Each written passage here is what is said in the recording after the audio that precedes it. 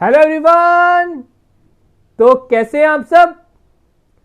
तो आज हम आपके लिए टैक्सेशन का लेक्चर नंबर 2 या आप कह सकते हो पार्ट नंबर 2 लेके आए हैं, जिसमें हम बात करेंगे कुछ important terms related to taxation. क्योंकि आने वाले लेक्चर्स में आपको कुछ ऐसी टर्म्स यूज करता हुआ दिखूंगा मैं कि आपको कुछ समझ ना आए, इसलिए उस कारण ये लेक्चर भी आपने ध्यान से देखना है। इसमें मैं बता दूंगा जो टैक्सेशन से रिलेटेड कुछ वर्ड्स होते हैं जो आपको जिसका मीनिंग पता होना चाहिए, जिसका आपको कंसेप्ट पता होना चाहिए कि इनका मतलब क्या है, इनका यूज कहां पे होता है। तो इस लेक्चर को एंड तक जरूर देखेगा। तो स्टार्ट करने से पहले मैं बता दूं, मैंने आपको पार्ट नंबर 1 प्रोवाइड कर दिया था जो हमारा इंट्रोडक्टरी पार्ट रहा। होप कि आप सभी ने देख लिया होगा, जिसमें मैंने बात की थी टैक्स होता क्या, क्या रोल रहता है, क्या पर्पस रहता है, इसका कारण ये बना क्यों, इसकी हिस्ट्री क्या थी, और साथ में हमने इसके डिफरेंट टाइप्स के बारे में पढ़ा था। तो जिन्होंने वो लेक्चर नहीं देखा, ऊपर आपको आई बटन में प्रोवाइडेड है, आप उधर से जरूर देखिए। आप उधर से पहले बेसिक कंसेप्ट पा लीजिए टैक्स होता क्या है।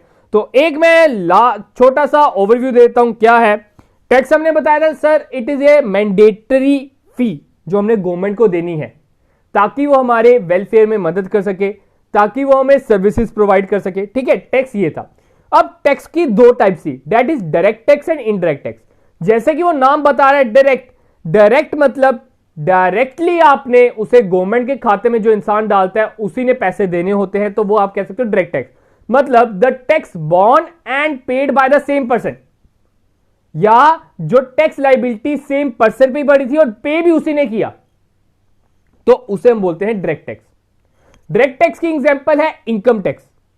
ठीक है, आगे हम सीखेंगे आने वाली वीडियोस में how to compute income tax. वो टॉपिक बड़ा इंटरेस्टिंग जाने वाला है, तो वो आपको आपकी जो आप रिटर्न फाइल करते हैं उसमें बहुत मदद करेगा। फिर बाद में हमने बात की थी इनडायरेक्ट टैक्स। इनडायरेक्ट टैक्स क्या है, जो इनडायरेक्टली हम बिजनेस के खाते में डालते हैं। मतलब हम इसे कंज्यूमर टैक्स भी बोलते हैं। जो कंज्यूमर देता है, जो कंज्यूमर देता है, किसको देता है, ये देता है सेलर को, और सेलर इन रिटर्न पे कर देता है गवर्नमेंट को। ठीक है, ये चीज होती है इनडायरेक्ट टैक्स। फिर हमने बात की थी direct tax is progressive in nature, indirect is regressive in nature. फिर हमने इधर एग्जांपल्स दी थी आपको, साथ में उसके फीचर्स के बारे में बात की थी। फिर उसकी हिस्ट्री के बारे में पढ़ा था। होप कि आप सभी ने देखा होगा हिस्ट्री। ये जो आप कह सकते हो कि ये जो टैक्स है बड़ी पुराने काल से चलता आ रहा है। आपने जैसे मूवी भी देखी होगी लगान मूवी, उसमें भी हमसे टैक्स लिया जा रहा है कि अगर आप क्रिकेट मैच नहीं जीते तो आपको 4 गुना पता नहीं कितना भी था, तो उतना लगान पे करना पड़ेगा। तो वो भी आप कह सकते हो टैक्स का ही पार्ट था। अब हम बात करेंगे अपना इंपॉर्टेंट टर्म्स, जो आगे हम इन आने वाले लेक्चर्स में बड़ी यूज होने वाली है टर्म्स। आपको इसके बारे में मीनिंग पता होना चाहिए। तो क्या है इंपॉर्टेंट टर्म। तो इंपॉर्टेंट टर्म पढ़ने से पहले एक हम पढ़ते हैं पहला रूल नंबर 1 क्या लिखा है मैंने। ऐसे बड़े रूल्स आने वाले हैं इस सीरीज में। तो रूल नंबर 1 कहता है एज पर the income tax law the income earned in a current year is taxable in the next year. ठीक है, ये चीज ध्यान रखिए। इनकम टैक्स का लॉ है ये कि जिस साल में आप पैसा कमाओगे, जैसे कि फॉर एग्जाम्पल अभी आपका ईयर चल रहा है 2021। ठीक है, आपने 2021 में इनकम कमाई। अभी मैं फाइनेंशियल ईयर की बात नहीं कर रहा हूं, आप बस ईयर के हिसाब से याद रखिए। आपने 2021 में जो इनकम कमाई, क्या आप उसका टैक्स इसी साल दे देते हो? तो इसका आंसर आएगा false. It is paid in the next year. जिस साल पैसा कमाओगे आपने टैक्स देना है अगले साल, उस साल पे नहीं करना। ठीक है, तो अब उसके बारे में हम डिटेल में पढ़ते हैं। रूल नंबर 1 इतना बस याद रखिए, ये लिख लीजिए, हिंदी में लिख लीजिए जैसे आपको कन्वीनियंट लगे। इंपॉर्टेंट टर्म में पहला आपका आता है असेसमेंट ईयर और दूसरा आपका आता है प्रीवियस ईयर। ये दोनों कंसेप्ट मैं इकट्ठे समझाऊंगा। ठीक है, तो आप में से जितने भी स्टूडेंट्स अगर किसी के घर में कोई रिटर्न पड़ी है, इनकम टैक्स रिटर्न जिसे आप कहते हो, कि आपके पापा की पड़ी है, आपके किसी की भी पड़ी है, आप एक बार उसको सामने रख लीजिए, आपको उधर दिख जाएगा, ऐसे टर्म्स देखने को मिलेंगे। उधर आपको मिल रहा होगा असेसमेंट ईयर लिखा हुआ मिलेगा, AY भी लिखा होगा, तो वो भी असेसमेंट ईयर ही होता है। ठीक है, PY लिखा होगा तो प्रीवियस ईयर होता है वो। ठीक है। अब क्या डिफरेंस आता है असेसमेंट ईयर और प्रीवियस ईयर में, ठीक है। पहले बात करते हैं प्रीवियस ईयर की। प्रीवियस ईयर क्या होता है, it refers to that year, लिख लीजिए सिंपल लैंग्वेज में, it refers to that year in which you have earned income.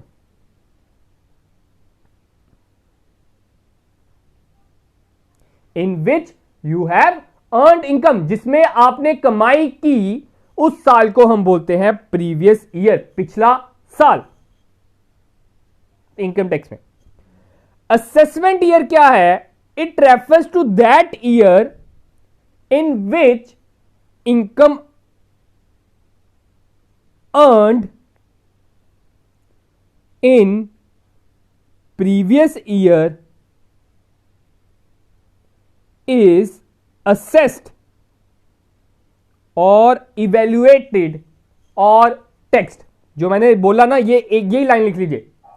मैंने क्या बोला, असेसमेंट ईयर वो साल है जिसमें आपने जो पिछले साल पैसा कमाया उसे आप इवेल्युएट करोगे, कैलकुलेट करोगे, उसके ऊपर आप टैक्स लगाओगे। मैंने ऊपर रूल नंबर 1 में क्या बताया, मैंने रूल नंबर 1 में बोला जितना भी हम पैसा पिछले साल कमाते हैं उसका टैक्स हमने अगले साल पे करना है, उस साल पे नहीं करना। तो असेसमेंट ईयर, जिसमें आप असेसमेंट ईयर वो साल हुआ जिसमें आप अपने पिछले साल की इनकम को कैलकुलेट करोगे और टैक्स पे करोगे। फॉर एग्जाम्पल, अब आपने याद रखना है, मैंने आपको बताया था फाइनेंशियल ईयर के बारे में, तो ये फाइनेंशियल ईयर पे ही बेस्ड होता है, ठीक है। अगर अभी हम बात करें, ठीक है, अभी हमारा प्रीवियस ईयर क्या होगा, आज मैं जब वीडियो बना रहा हूं, आज अभी हमारी 10 मार्च है, तो आप जब भी वीडियो देख रहे हो तो आप उसे कैलकुलेट कर सकते हो। 10 मार्च 2021 चल रहा है आज, ठीक है। तो अगर अभी मैं बात करूं मेरा असेसमेंट ईयर क्या चल रहा है, मेरा असेसमेंट ईयर चल रहा है, मैं बता दूं 2020-21, और मेरा प्रीवियस ईयर क्या होगा 2019-20, क्योंकि फाइनेंशियल ईयर आपका 1 अप्रैल से स्टार्ट होना है, अभी 1 अप्रैल नहीं आया, नेक्स्ट ईयर कब होगा, 1 अप्रैल से स्टार्ट होगा, ठीक है।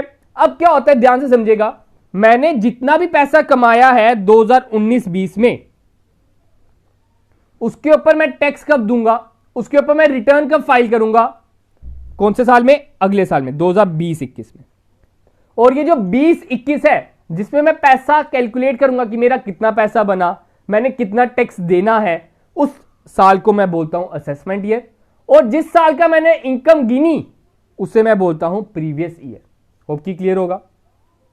एक बार मैं फिर से समझाता हूं, प्रीवियस ईयर क्या है, प्रीवियस ईयर वो है जिसमें हम पैसा कमाते हैं,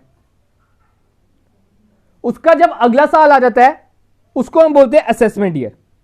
उस साल में हमने पिछले साल जितनी कमाई की उसे हम देखेंगे, समझेंगे, उसके ऊपर टैक्स लगाएंगे और पे करेंगे, उस साल को हम बोलेंगे असेसमेंट ईयर। तो इसके बारे में आपको पता होना चाहिए। आपके इससे रिलेटेड एमसीक्यू आ सकता है कि आपको कोई ना इसमें दे सकते हैं केस स्टडी, इसके रिलेटेड आपको केस स्टडी आ सकती है। होप कि आप सभी को केस स्टडी समझ आती होगी। क्या होता है केस स्टडी, आपको केसेस टाइप दे दिए जाते हैं, तो उधर से कोई भी क्वेश्चन पूछ सकते हैं।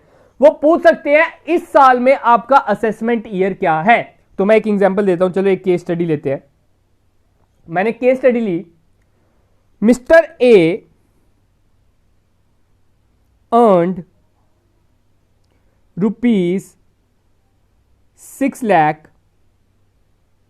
₹6 लाख इन 2010 11 मतलब कि ये जो इन्होंने 6 लाख रुपया कमाया है, ये कब से कमाया है, ये इन्होंने कमाया है 1 अप्रैल 2010 से लेकर 31 मार्च 2011 तक। उधर तो उन्होंने कितना कमाया, 6 लाख।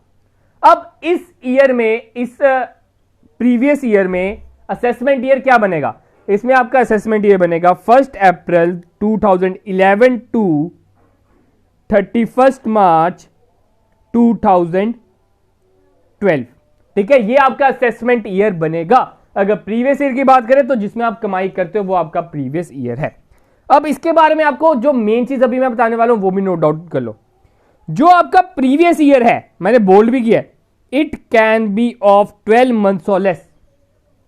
जो आपका प्रीवियस ईयर है वो 12 महीने का भी हो सकता है या उससे कम का भी हो सकता है, लेकिन जो असेसमेंट ईयर है it should be always of 12 months. वो हमेशा 12 महीनों का ही होता है। असेसमेंट ईयर हमेशा 12 महीनों का होता है। तो आपसे उधर एज ए आप कह सकते हो केस स्टडी पूछ सकते हैं, या आपसे कुछ पूछा जा सकता है कि ट्रू फॉल्स में कि असेसमेंट ईयर हमेशा 12 साल का ही होता है, सही है कि गलत है, इनमें से कौन सी स्टेटमेंट सही है। तो मैं बता दूं, असेसमेंट ईयर हमेशा 12 साल का होता है, प्रीवियस ईयर 12 महीने, साल बोल रहा हूं मैं, 12 मंथ्स। प्रीवियस ईयर या आपका 12 मंथ्स या उससे कम का हो सकता है। कम का कैसे? फॉर एग्जाम्पल, कोई बिजनेस स्टार्ट ही दिसंबर में हुआ, कोई बिजनेस स्टार्ट ही दिसंबर में हुआ, तो उसकी इनकम सिर्फ और सिर्फ 31 मार्च तक ही देखी जाएगी। दिसंबर से लेकर 31 मार्च तक उसकी इनकम उसका प्रीवियस ईयर रहेगा। लेकिन असेसमेंट ईयर तो अगला साल है, वो तो पूरा का पूरा ही रहेगा। ठीक है। फॉर एग्जाम्पल, कोई आपका बिजनेस है, आपको पता है दिवाली पे बड़े लोग अपना बिजनेस स्टार्टअप करते हैं, तो किसी ने दिवाली पे बिजनेस स्टार्ट किया तो उसका प्रीवियस ईयर क्या रहेगा? दिवाली से लेकर 31 मार्च, जो अगला 31 मार्च आएगा। दिवाली कब आती है? अक्टूबर नवंबर के महीने में। साल तो कंप्लीट नहीं हुआ, ये तो सिर्फ 6-7 मंथ्स का ही बना। तो आप कह सकते हो आपका प्रीवियस ईयर 12 महीने से कम का हो सकता है, लेकिन असेसमेंट ईयर 12 महीने का ही होगा। 12 से ना ज्यादा होगा ना ही 12 से कम होगा। होप कि क्लियर होगा इतना। आगे हम बात करते हैं। मैंने आपको क्या बताया सर? आपने ये बताया है कि हम जितना भी कमाएंगे उसका हमने टैक्स अगले साल देना है, दैट इज असेसमेंट ईयर में देना है। ठीक है, ये चीज बताई मैंने। अब इसमें भी कुछ आप कह सकते हो, इसमें भी कुछ एक्सेप्शंस हैं। ठीक है, 5 केसेस हैं, आप देख सकते हो। 5 cases where income earned and assessed in same assessment year। ठीक है, या आप कह सकते हो सेम ईयर। मतलब जब आपने एक पैसा कमाया और असेस करेंगे, एक ही साल में कर देंगे। इसमें 5 केसेस हैं, तो आपको पूछा जा सकता है which of the following is not a exception case. तो ये एक्सेप्शनल केस है। बड़े केसेस में आपने इकोनॉमिक्स में ही पढ़ा होगा, ठीक है, और भी केसेस में पढ़ा होगा कि कुछ एक्सेप्शंस भी होती हैं। जरूरी नहीं है जो मैंने बोल दिया हर केसेस में वो पॉसिबल है। तो अब कुछ एक्सेप्शंस हैं जिसमें आप पैसा कमाओगे और इवेल्युएट करोगे एक ही साल में। तो क्या है वो 5 एक्सेप्शंस? दैट इज, फर्स्ट आपकी आती है shipping business income of non resident ship owner. जिसका भी शिपिंग बिजनेस है इंडिया में और वो नॉन रेजिडेंट है, तो उसने उसी साल में वो इनकम का टैक्स इधर पे करना है। अगर वो भाग गया तो इधर वापस ही नहीं आया तो, ऐसे बड़े लोग हैं, बड़ी सी एग्जांपल्स हैं, आपको पता है कि जो देश छोड़ के भाग चुके हैं, आप ले सकते हो। तो उस कारण गवर्नमेंट ऑफ इंडिया कहती है आप अगर हमारे इधर से शिपिंग से पैसा कमा रहे हो और आप एनआरआई हो, तो आप इसी साल में आप जितनी कमाई कर रहे हो टैक्स देख के जाओ, ऐसे नहीं जाओगे। ठीक है, ये नहीं सोचना कि आप अगले साल टैक्स से बच जाओगे, वापस नहीं आओगे। नेक्स्ट बोलते हैं in cases of person living India. अगर कोई इंसान देश छोड़कर भाग रहा है, उसको पहले पकड़ लिया जाएगा, तू टैक्स पे कर, फिर जाएगा तू इधर से। ठीक है। थर्ड में बोलता है assessment of A association of persons and body of individuals और आर्टिफिशियल जुडिशियल पर्सन फॉर्म्ड और established only for a limited period. ये एसोसिएशन ऑफ पर्सन और बॉडी ऑफ इंडिविजुअल को आप थोड़ा सा होल्ड में रखिए, इसी लेक्चर में आगे मैंने समझाना है। आप बस ये याद रखिए जो एसोसिएशंस बनती हैं फॉर लिमिटेड पीरियड। ठीक है, फॉर एग्जांपल इस साल वो खत्म होने वाला उसका लिमिटेड पीरियड, तो उसने टैक्स इसी साल पे करना है। ये नहीं सोचना कि आज हम बंद कर रहे हैं, टैक्स हमने अगले साल देना है, अगले साल तक किसको याद आएगा, हम तो इधर से छूमंतर हो गए होंगे। ऐसा नहीं है। अगर आप वो लिमिटेड पीरियड के लिए बने हो तो आपको उसी साल टैक्स देना पड़ेगा। आगे बात करता है in case of person who are likely to transfer their assets to avoid tax. अब वो बोलता है, अब बड़े लोग क्या करते हैं, जो बड़े अमीर लोग होते हैं वो क्या करते हैं, अपने रिश्तेदारों में ट्रांसफर कर देते हैं एसेट्स, तो वो टैक्स से बचने के लिए ये करते हैं। तो गवर्नमेंट ऑफ इंडिया कहता है ट्रांसफर करने से पहले तो टैक्स पे करेगा, तो उन लोगों को भी उसी साल टैक्स पे करना पड़ेगा। ये नहीं है उनसे वेट कराया जाएगा कि आप असेसमेंट ईयर में टैक्स दो, उन्हें पहले ट्रांसफर करने से पहले टैक्स पे करना पड़ेगा, उसके बाद वो ट्रांसफर आप कह सकते हो साइन करेंगे।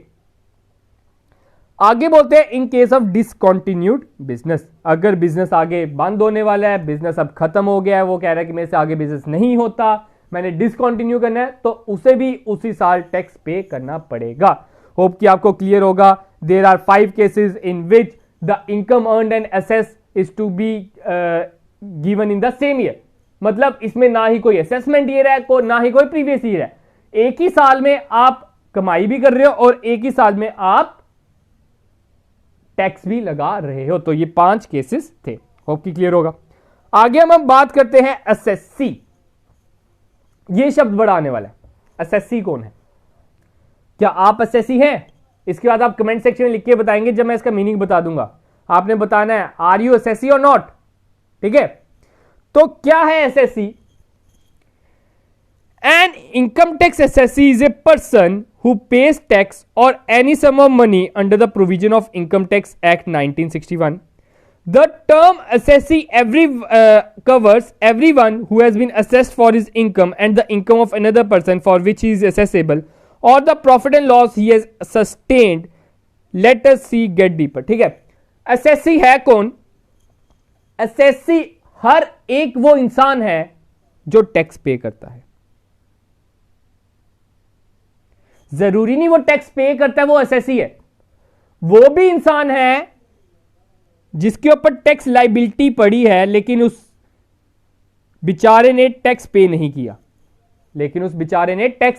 किया, तो वो भी कौन कहलाएगा? एसएससी कहलाएगा। अब आपको पता है हमारे देश में टैलेंट बढ़ता ही जा रहा है दिन ब दिन। अब ऐसे होते हैं, कोई माइनर्स होते हैं, छोटे बच्चे होते हैं, तो वो आप कह सकते हो 15 की एज से ही कमाने बैठ जाते हैं, तो उनकी इनकम कौन पे करेगा? इन्हें ये रिटर्न तो बन नहीं सकते, इनका तो पैन कार्ड नहीं बनेगा, तो इनकी रिटर्न, इनकी जो इनकम है उसके ऊपर टैक्स कौन देगा? That is their guardians. तो इसमें भी आप कह सकते हो ये जो गार्डियन है, तो ये गार्डियन भी आपका कौन रहेगा? एसएससी रहेगा, चाहे गार्डियन खुद नहीं कुछ कमाता हो।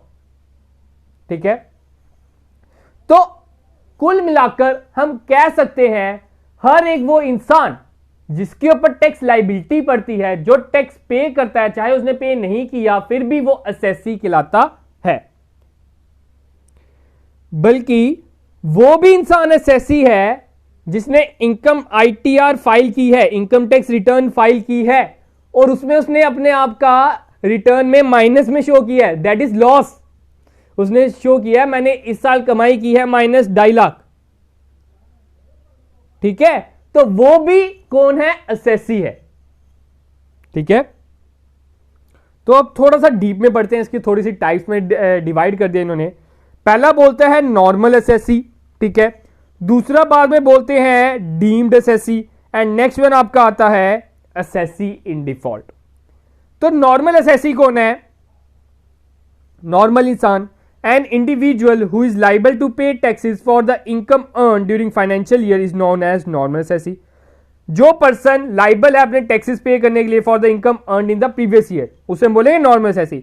Every individual who has earned any income और losses incurred during the previous year are liable to pay taxes to the government in the current financial year. Current year में उन्हें पे करना पड़ता है जिन्होंने प्रीवियस ईयर में कमाया है, तो उन सभी को हम बोलते हैं नॉर्मल एसेसी। अब बात करते हैं डीम्ड एसएससी कौन है। डीम्ड एसएससी को आप कह सकते हो, ये भी नोट डाउन कर लीजिए, that they are also known as representative. इधर से बड़े लोगों को पता चल गया होगा, जो किसी को रिप्रेजेंट करते हैं, इनकम उनकी नहीं है लेकिन टैक्स लाइबिलिटी उन पे पड़ती है। जैसे कि मैंने आपको बताया माइनर का केस, आजकल लोग 15 साल की उम्र में ही बड़े से टैलेंटेड स्टूडेंट्स होते हैं, चाइल्ड होते हैं, वो क्या करते हैं 15 साल 10 साल की उम्र में ही कमाने बैठ जाते हैं, तो उनकी इनकम पे टैक्स कौन देगा? उनका गार्डियन। तो उनका जो गार्डियन होगा वो कहलाएगा डीम्ड असेसी। इनकम तो उनकी नहीं है, गार्डियन की तो नहीं है ना। तो इसमें आप पढ़ सकते हो जैसे कि एल्डेस्ट सन और legal higher of a disease person. अगर किसी पर्सन की डेथ हो जाती है तो उसका एल्डेस्ट सन पे करेगा विदाउट राइटिंग ए विल। अगर उसने विल पे नहीं, अगर विल पे तो उसने लिखा होगा कि कौन मेरा अगला वारिस है तो उसको देगा, नहीं तो एल्डेस्ट सन को पकड़ेंगे कि आपके फादर ने इतनी इनकम की थी लास्ट प्रीवियस ईयर में अर्न, तो आपको ये पे करनी होगी। एग्जीक्यूटर और legal higher of the property of a disease person, ठीक है। एग्जीक्यूटर ये इसी का उल्टा ही हो गया। अगर विल में स्पेसिफाइड होगा कि मेरा नॉमिनी ये है तो वो नॉमिनी पे करेगा। The guardian of lunatic, idiotic and minor. Idiotic कौन हो गया, मतलब आप कह सकते हो जो मेंटली रिटार्डेड पर्सन होंगे, तो उनकी भी कौन पे करेगा, उनकी अगर वो कोई इनकम कमा रहे हैं तो वो कौन पे करेगा, उनका गार्डियन। और guardian is who which assessee, deemed assessee या representative assessee. The agent of non resident, NRI के ऊपर भी जो टैक्स लगेगा उसका जो एजेंट होगा, एनआरआई को तो हम पकड़ नहीं सकते, अगर वो भाग गया तो हम उसके एजेंट को पकड़ लेंगे, तो वो एजेंट भी कौन होगा, आपका रिप्रेजेंटेटिव असेसी। आगे बात हम करते हैं assessee in default. In default जिसमें कोई कमी है तो हम कह सकते हैं assessee in default is refers to that person who has failed to fulfill his statutory obligation as per Income Tax Act and such as not paid taxes to the government and not file his income tax return। तो assessee in default कौन है, जिसने ना ही हो सकता है कि उसने इनकम टैक्स रिटर्न फाइल नहीं की हो सकता है कि उसने गवर्नमेंट को टैक्स नहीं पे किया, तो वो इंसान जो जिसमें कमी रह गई है वो उसकी इनकम पे टैक्स देने वाला बनता है, लेकिन इन जनाब ने दिया नहीं है, तो उसे हम बोलेंगे असेसी इन डिफॉल्ट। उसमें कमी है, उसने हमारा टैक्स, गवर्नमेंट का टैक्स पे नहीं किया है, उसे हम कौन बोलेंगे, असेसी इन डिफॉल्ट। होप की क्लियर होगा। आगे हम बात करते हैं पर्सन, किन किन लोगों को टैक्स देना पड़ता है। तो देयर आर 7 कैटेगरीज, आप पढ़ सकते हो। इंडिविजुअल, इसे आप एक लाइन में पढ़िएगा, ठीक है, अपने आप याद हो जाएंगे। इंडिविजुअल, एचयूएफ होता है Hindu undivided family. Third one is company, fourth one is firm, fifth one is association of person and body of individual, जिसके बारे में हम आगे पढ़ेंगे, local authority, and last one is not covered above, या आप कह सकते हो every artificial judicial person not covered above. इन्हें अब आगे हम पढ़ते हैं। पहला हमने क्या पढ़ा, इंडिविजुअल। तो इंडिविजुअल कौन है, हम लोग। Myself Ishan Gupta, so I am a individual. अगर मेरी इनकम पे टैक्स लग रहा है, ईशान गुप्ता की इनकम पे टैक्स लग रहा है, तो he is known as individual, ठीक है। Male and female, in case of minor unsound mind guardian को बोलेंगे इंडिविजुअल, और डिजीज पर्सन में लीगल रिप्रेजेंटेटिव के, और मैंने नीचे एग्जांपल भी दे दिया है, बस इतना पता होना चाहिए और कुछ नहीं। सेकंड हमने किसकी बात की सर, हिंदू अनडिवाइडेड फैमिली। आपको पता है हमारे इंडिया की सबसे बड़ी खासियत क्या है, इधर यूनिटी बड़ी है, पहले हुआ करती थी, अब आप कह सकते हो कि कम हो रही है। हमारे इधर मैक्सिमम बिजनेस हिंदू अनडिवाइडेड पहले हुआ करते थे, सभी ज्वाइंट फैमिली बिजनेस आप कह सकते हो, मतलब ताया चाचा सभी बच्चे उनके सभी के सभी एक ही बिजनेस में होते थे, तो उस बिजनेस को हम बोलते हैं हिंदू अनडिवाइडेड फैमिली बिजनेस। तो ये उसी की बात कर रहे हैं। तो इसके रिलेटेड जो आपको पता होना चाहिए, ये आप नोट डाउन कर लीजिए। हिंदू अनडिवाइडेड फैमिली का हेड कौन होता है, जो ऑब्वियसली बात है एल्डेस्ट होगा, या तो बड़ा भाई होगा तो वो हेड होता है। हेड को किस नाम से जाना जाता है, डेट इज कर्ता, आप इसे नोट डाउन कर लो। और जो बाकी बच गए, जो उसके छोटे भाई हैं, छोटे भाई बंधु हैं, उन्हें हम बोलते हैं को पार्टनर, ठीक है। हेड कौन है सर, हेड है कर्ता, हेड को हम बोलते हैं कर्ता, और जो बाकी सब होते हैं वो को पार्टनर। और मैंने आपको हिंदू अनडिवाइडेड फैमिली की वो बता दी है एग्जाम्पल, आप नीचे पढ़ सकते हो। एग्जाम्पल में क्या लिखा मैंने, Kunal Shah Hindu undivided family consist of father son daughter wife, सभी को घुसा दिए फैमिली के बंदे। बाद में बात आती है कंपनी, कंपनी को भी टैक्स देना है, सभी के रेट के बारे में हम पढ़ेंगे आने वाली वीडियोस में। कंपनी का क्या रेट है, अनडिवाइडेड फैमिली का क्या रेट है, इंडिविजुअल ने कितना टैक्स पे करना होता है, बीओपी ने कितना टैक्स पे करना होता है। तो कंपनी क्या है? कंपनी आपको पता है, it is association of person. जब पर्सन मिल जाते हैं, उधर काम करते हैं और एक बॉडी की तरह काम करते हैं, उन्हें बोलते हैं कंपनी। ठीक है, जैसे कि आप कह सकते हो Reliance company, Adani company, Kalupur bank, J&K bank, ये सारी क्या है? कंपनी है। तो इन्हें भी टैक्स पे करना होता है, तो कंपनी में ये लोग आ जाते हैं। बाद में बात करते हैं फर्म। हमने पार्टनरशिप में पढ़ा हुआ है। क्या पढ़ा था सर? पार्टनरशिप में हमने पढ़ा था partners are individually known as partner and collectively known as firm. तो ये फर्म वही है। Persons agree to share profit of business carried on by all acting them for all individually known as partner and collectively known as firm. जब 3 या 4 से 2 या 2 से ज्यादा लोग मिलकर कहते हैं कि हम चलो एक बिजनेस स्टार्ट करते हैं, जितना ही प्रॉफिट होगा आपस में बांट लेंगे, और वो इकट्ठे लोग किस नाम से कहलाते हैं? फर्म। अगर इंडिविजुअली बात करें तो वो कहलाते हैं पार्टनर। अब आगे हम बात करते हैं एओपी एंड बीओआई। एओपी कौन है? पर्सन्स। ठीक है, एओपी की फुल फॉर्म आपकी आ जाती है। तो एओपी क्या है?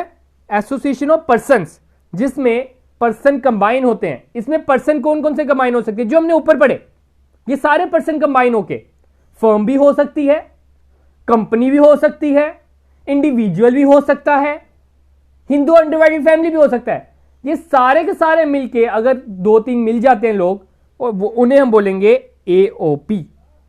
ज्यादा डिफरेंस नहीं है, जैसे पार्टनरशिप में लोग मिलके बना लेते हैं, तो एओपी में क्या है? एओपी में क्या होता है? ऊपर जितने भी हमने पर्सन पढ़े वो सभी मिलके, कोई भी हो सकता है, जरूरी नहीं है कि सिर्फ पर्सन ही होंगे, ऊपर वाले जितने भी हमने कैटेगरीज पढ़ी वो सभी इंक्लूडेड है। तो इसमें क्या आ जाता है? मस्ट हैव कॉमन पर्पस, और उन सभी का मस्ट एक कॉमन पर्पस होना चाहिए, तो वो बनाते हैं एओपी। तो बीओआई कौन है? बीओआई आपकी हो जाती है body of individuals. Body of individuals और एओपी में क्या डिफरेंस आता है? बॉडी ऑफ इंडिविजुअल्स में आपका आ जाता है status of persons like executive trustee. इसमें क्या खासियत है? बीओआई में सिर्फ और सिर्फ इंडिविजुअल्स ही आते हैं। ठीक है, एओपी में मैंने बोला ऊपर सभी आ जाते हैं, बस ये डिफरेंस है। तो बीओआई में आपके जो एग्जांपल आपने याद रखनी है, इसमें आपने बस ये याद रखना है, कोऑपरेटिव सोसाइटी। आपको पता है कितनी कोऑपरेटिव सोसाइटीज खुलती हैं, तो उसे हम बोलेंगे बीओआई है। ट्रस्ट, कोई भी ट्रस्ट आपकी आजकल बाजारों की ट्रस्ट बनती है, बाजारों की कमेटी बनती है, उन्हें भी हम बोल सकते हैं बीओआई। आगे हम बात करते हैं लोकल अथॉरिटी। लोकल अथॉरिटी आप कह सकते हो गवर्नमेंट की कितनी अथॉरिटीज हैं, म्युनिसिपैलिटी आपकी हो गई, डिस्ट्रिक्ट बोर्ड हो गया, ये सारी आपकी कौन होगी? लोकल अथॉरिटी, और इन्हें भी टैक्स पे करना पड़ता है। और लास्ट में आपका आ जाता है आर्टिफिशियल पर्सन। लास्ट में आपका क्या आ जाता है? Artificial person. तो आर्टिफिशियल पर्सन कौन हो गया? एस्टैब्लिश अंडर स्पेसिफिक एक्ट और लेजिस्लेशन और covered all person not falling under वाइस लाइकवाइज आइडल या डाइटी। तो आर्टिफिशियल पर्सन वो हो गया जो भी ऊपर नहीं आए। आपको समझ नहीं आ रहा इसे मैं कौन से ऑप्शन में डालूं, तो उसे आप आर्टिफिशियल पर्सन में डाल दो। इसमें अब आपके ना पंडित भी आ जाते हैं, पुजारी भी आ जाते हैं, मौलवीज भी आ जाते हैं, क्योंकि वो भी किसी अपने ये जो आपके टेम्पल्स हैं, आपके मॉस्क्यूज हैं, आपके गुरुद्वाराज हैं, इन सभी को वो रिप्रेजेंट करते हैं। तो वो जो टैक्स पे करते हैं मॉस्क्यू के रिलेटेड या टेम्पल के रिलेटेड या गुरुद्वारा के रिलेटेड, वो कौन पे करेंगे? ये आइडल्स या डाइटी। ठीक है, पुजारीज वगैरह। तो उसमें कौन आ जाता है? इन्हें हमको किस नाम से जाना जाता है? That is artificial person. Hope कि इतना क्लियर होगा। तो आज की कुछ इंपॉर्टेंट टर्म्स यही थी। तो अब नेक्स्ट लेक्चर में मैं आपको पढ़ाने वाला हूं मोस्ट इंपॉर्टेंट टॉपिक, वो बड़ा इंपॉर्टेंट जाने वाला है। बड़े से लोग वो स्किप भी कर देंगे, मैं ये बता दूं, लेकिन बड़ा मजा आने वाला है। उसमें हम पता करेंगे who are NRI and resident of India. क्या आप इस देश के नागरिक हैं? वो हम उस वीडियो में पता करेंगे। ठीक है, तो नेक्स्ट वीडियो हमारी किस पे रहेगी? रेजिडेंट ऑफ इंडिया पे। क्या इसकी लॉज रहते हैं, क्या इनकम टैक्स ने लॉ दिया है? क्योंकि आप अगर उधर देखोगे ना, आपको उधर लिखा है टैक्सेशन लॉस लिखा है, ध्यान से पढ़िएगा टॉपिक, तो लॉस पे थोड़ा फोकस कर लीजिए, इसलिए मैं जो करा रहा हूं इसे आप नोट डाउन करते रहिए, यही इंपॉर्टेंट है, इसी के रिलेटेड आपको क्वेश्चन आने वाले। तो गाइस हम अपनी वीडियो आज इतनी रखते हैं, होप कि आपको वीडियो अच्छी लगी होगी, अगर अच्छी लगी है तो लाइक बटन को दबाना ना भूलें, सब्सक्राइब बटन को दबाना ना भूलें, अगर कोई भी करिए कमेंट करना ना भूलें, और साथ में दोस्तों के साथ शेयर करना ना भूलें। तो thank you guys, have a good day and enjoy your day guys, and शुभ रात्रि।